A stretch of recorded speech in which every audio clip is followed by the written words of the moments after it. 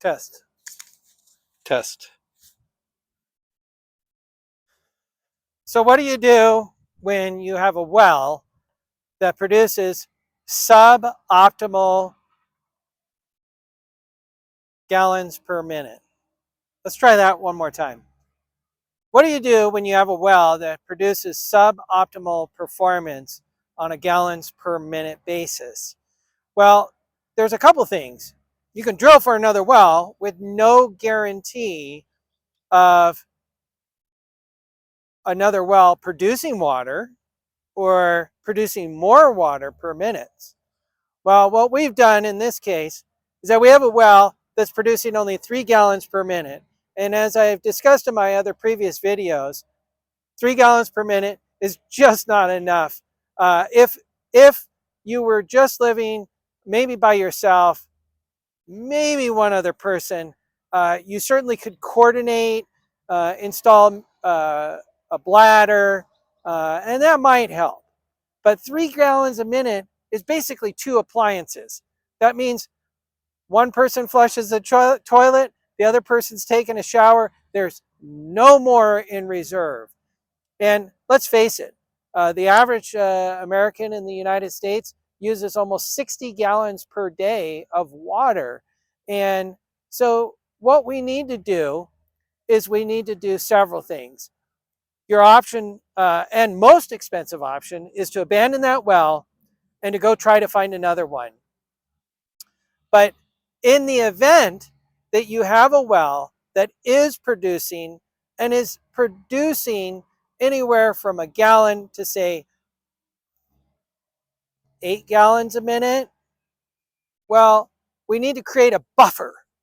And a good way to create a buffer is to dig a big hole in the ground, just like this, okay?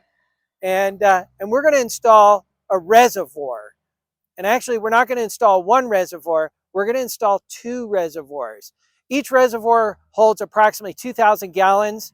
And so that'll give us a total of 4,000 gallons on hand at any one given time. Now, our well on this property produces 3 gallons a minute. So for every hour, we have 180 gallons that's being produced, which, and we have a family of 5 that is going to be living in this house. And that certainly is sufficient because we're not going to be using water every minute of every day, right? And so 180 gallons for every hour, 24 hours in a day. And, we've got roughly 4,000 gallons. Now, don't quote me because I didn't calculate the total gallons that's going to produce in a given day. I just, if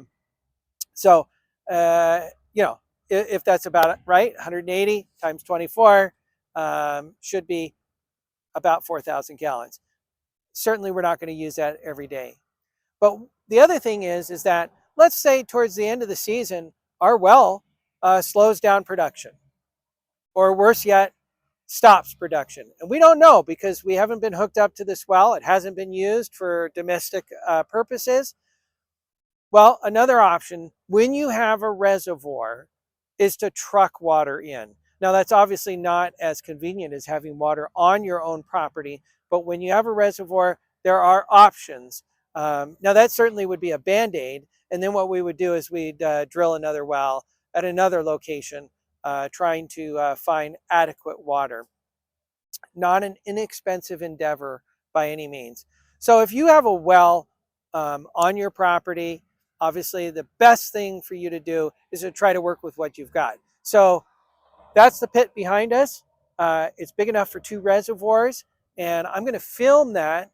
The reservoirs are supposed to be here in just a few minutes, but I hope you enjoy watching the reservoirs being put into place. The great thing is that what we've done is we've got the pit currently is dug 16 feet long and about 12 feet wide, more than enough room. There's actually a little bit of wiggle room, so we can align the reservoirs with the property line, square that up, and then what we're going to do is you have several options on top of a reservoir. You can just leave it as a blank concrete slate.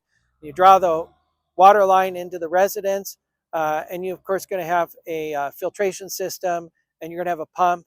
Well, a lot of people, instead of trying to put that inside the house, where inevitably the pump's going to make noise, is that we'll go ahead and put a pump house, put a small shed on top of the reservoir, and that's where you house your water filtration, your well pump, and then, of course, the great thing is at that point, a pump house can be micro-sized, and that's all it houses, or you can upsize it. Now, the top of the reservoirs, they're completely flat. It's a great foundation. So what we're going to do is we're going to use that foundation. We're going to put a garden shed on the top of it. That's also going to be our pump house. So the garden shed is going to have the pump. It's going to have the water filtration. And then, of course, all the other wonderful things that you'd find in a garden shed, which, of course, will be tools, and we'll have yard implements, and we'll have all kinds of fun stuff in there. But it's going to be level, and because you pack down 3/4 minus, and you make sure that that's level, the foundation's level. So you just bring your shed in, plop it on top, plumb everything up into the shed. All right, so enjoy the video.